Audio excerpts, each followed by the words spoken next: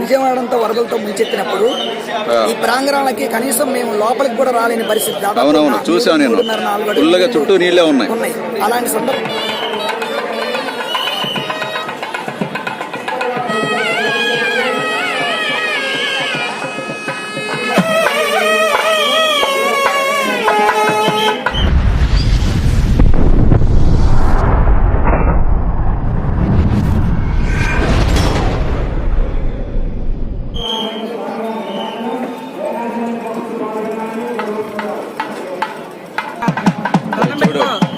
బాలరాముడు సూపర్గా ఉన్నారు, ఎక్సలెంట్గా ఉన్నారు.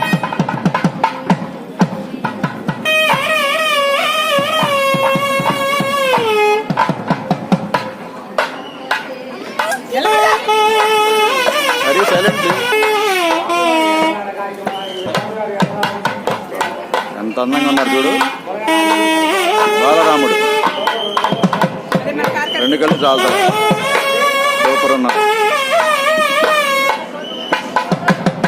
విజయవాడ దగ్గరలో ఉన్నవాళ్ళు, చుట్టుపక్కల ఉన్నవాళ్ళు తప్పకుండా వచ్చి విజిట్ చేసి స్వామివారి ఆశీస్సులు పొందాలని కోరుకుంటున్నాను.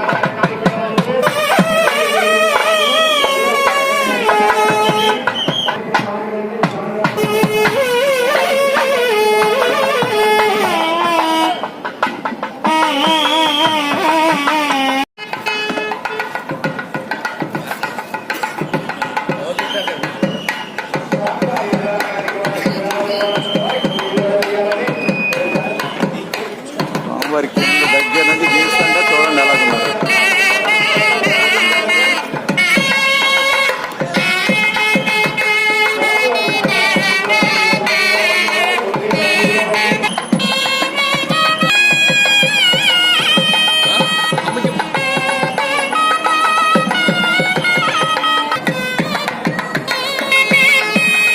కొంచెం దూరం నుంచి చూడండి ఎలా అంత అందంగా ఉన్నారు స్వామి.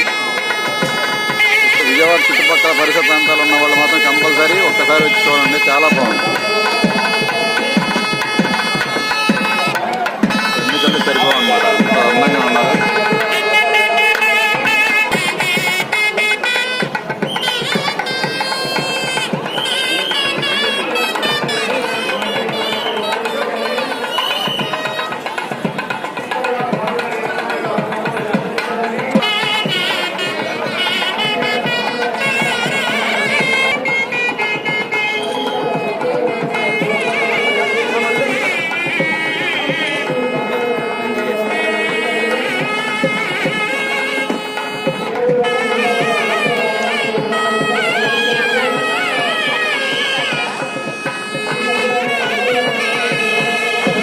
వారాహి అమ్మవారు ఎంత అందంగా ఉన్నారు చూడండి.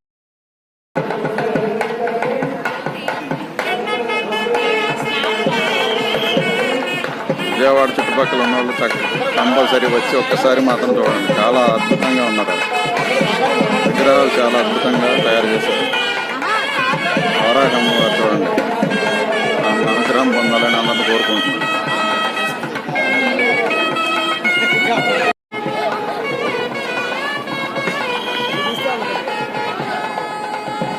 మన యొక్క స్వామి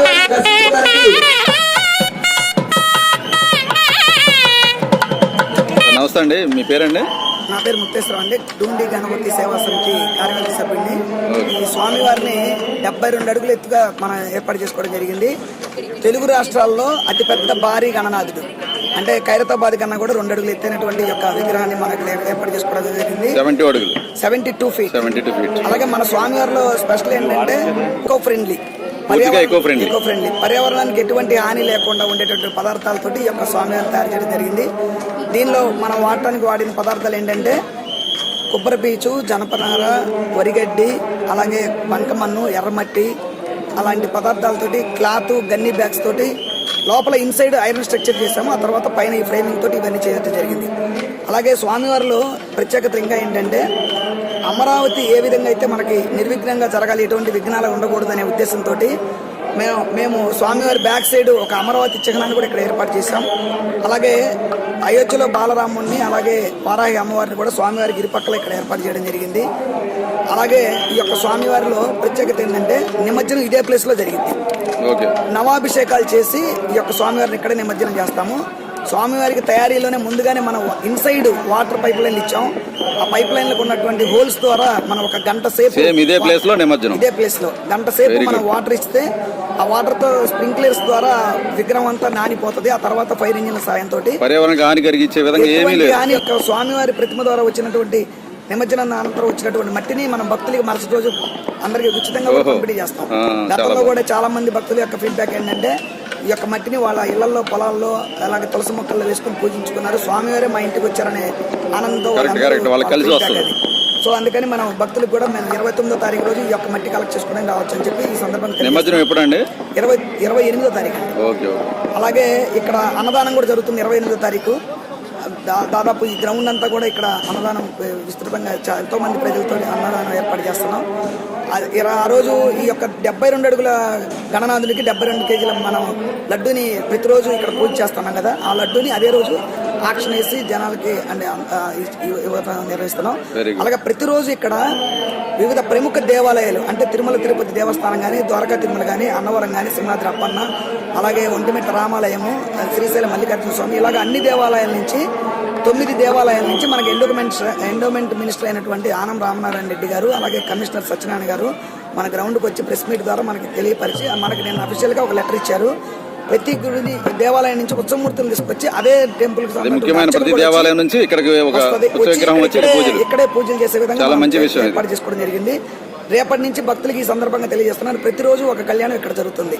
అలాగే హోమాలు కూడా ఎల్లుండి నుంచి మేము కార్యక్రమం స్టార్ట్ చేస్తాం. ఇక్కడ ఇదే ప్రాంగణంలో ప్రతిరోజు ఒక హోమం జరుగుతుంది. వివిధ రకాల హోమాలు అంటే చండీ హోమం, అలాగే అంటే పూర్తిగా ఏంటంటే లోకమంతా కూడా ఆయురారోగ్యాలతో అనే ఉద్దేశంతో మనం హోమాలు నిర్వహించుకున్నాం. ఆ హోమాలు కూడా ఎల్లుండి నుంచి స్టార్ట్ చేస్తాం. ఓకే అండి, థ్యాంక్ యూ అండి, చాలా బాగా వివరించారు. చాలా మంచి భక్తి కార్యక్రమం చేస్తున్నారు, మీకు ఆ దేవుడు ఆశీస్సులు తప్పకుండా ఉండాలి. ఓకే, థ్యాంక్ యూ అండి. ముఖ్యంగా ఏంటంటే విజయవాడ అంతా వరదలతో ముంచెత్తినప్పుడు ఈ ప్రాంగణాలకి కనీసం మేము లోపలికి కూడా రాలేని పరిస్థితి. అవునవును, చూసాను నేను, ఫుల్గా చుట్టూ నీళ్ళే ఉన్నాయి. అలాంటి సందర్భంలో ఒక పక్కన వరద నీళ్లు మరి ఒక పక్కన వర్షం, సోమవారం ఒక్కలే నిలబడి ఉన్నారు.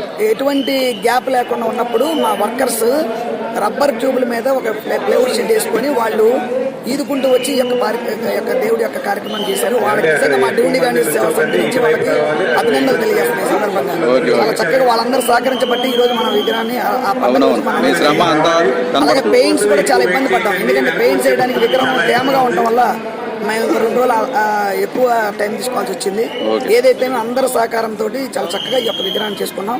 అలాగే గ్రౌండ్ లో వాటర్ పూర్తిగా అప్పటికప్పుడు కమిటీ అందరూ నిర్ణయించుకొని ఐరన్ స్ట్రక్చర్ వేసి ఓకే ఓకే అండి, చాలా చక్కగా వివరించారండి. థ్యాంక్ యూ అండి. ఓకే. ఉదయం పూట ఆ రోజు అన్నదానం కూడా ఏర్పాటు చేశాం. ఇక్కడ అన్నదానానికి ఎవరైనా సహకరించాలనుకుంటే ఇవ్వచ్చు. అలాగే సాయంత్రం 4 గంటలకి స్వామివారి దగ్గర ఉన్నటువంటి 72 కేజీల లడ్డూని ఇక్కడ ఆక్షన్ ద్వారా ఇవ్వడం జరుగుతుంది. సాయంత్రం 5 గంటల నుంచి నిమజ్జన కార్యక్రమం. నిమజ్జనం కూడా ఇదే ప్లేస్ లో జరుగుతుంది. స్వామివారికి ముందుగానే మేము ఏర్పాటు చేసినటువంటి పైపు లైన్ ద్వారా సాయంతో స్ప్రింక్లింగ్ చేసి విగ్రహం నానిన తర్వాత ఫైర్ ఇంజిన్ల సాయంతో ఇక్కడ ఇదే ప్లేస్ లో మనం నిమజ్జనం చేయడం జరుగుతుంది. భక్తులందరూ ఆ రోజు వచ్చి ఈ యొక్క కార్యక్రమాన్ని కలిగించవచ్చును. అలాగే మరుసటి స్వామివారి యొక్క ప్రతిమకు సంబంధించినటువంటి మట్టిని భక్తులందరికీ ఉచితంగా పంపిణీ చేయడం జరుగుతుంది.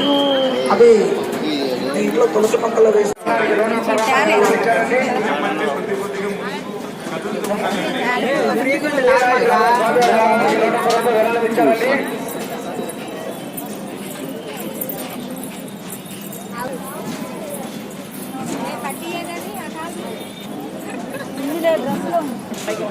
శ్రీనివాస్ శర్మ గారు స్వామివారి అన్నదానికి 120 రూపాయలు విరాళం, 110 రూపాయలు విరాళం ఇచ్చారండి.